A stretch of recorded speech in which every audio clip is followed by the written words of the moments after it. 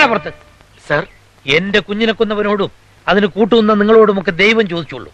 അതിനൊന്നിനും ഇനി ഞാനില്ല. എനിക്കാരോടും പ്രതികാരവും ചെയ്യണ്ട. നിങ്ങൾ പുറത്തു പോകണം.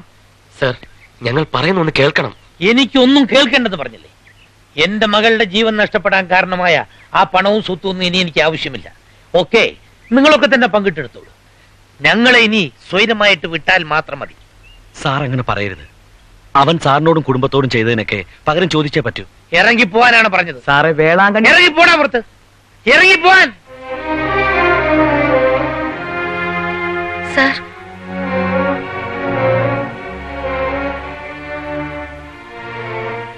ഇനി ഇക്കാര്യത്തില് സാർ എന്ത് തന്നെ തീരുമാനം എടുത്താലും ശരി, ഞാനിപ്പോ പോകുന്നത് നേരെ പോലീസ് സ്റ്റേഷനിലേക്കാണ്. എല്ലാം തുറന്നു പറഞ്ഞ് എനിക്കുള്ള ശിക്ഷ ഞാൻ തന്നെ മേടിച്ചോളാം. പക്ഷെ അതിനു മുമ്പ് സാർ എന്നോട് പൊറുക്കണം. ഞാൻ അറിഞ്ഞുകൊണ്ട് ചെയ്തതല്ല ഇതൊന്നും. ഒരിക്കലും എന്നെ ശപിക്കരുത്. ഒരിക്കലും എനിക്ക് മാപ്പ് തരാതിരിക്കും ചെയ്യരുത്.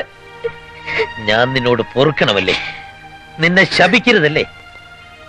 നിനക്ക് മാപ്പ് തരണമല്ലേ? വാ, ഇങ്ങോട്ട് വാ. ഇതാ കിടക്കുന്ന അവളോട് ചോദിക്കേ. അവളാണ് ശപിക്കേണ്ടതും പൊറുക്കേണ്ടതും മാപ്പ് തരേണ്ടതും ഒക്കെ.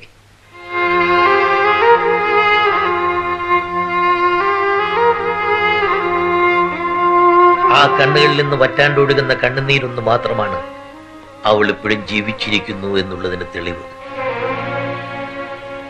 അവൾ തരുമോ നിനക്ക് മാപ്പ്? ആ ശാപം എത്ര ജന്മമെടുത്താലും തീരുമോ നിനക്ക്?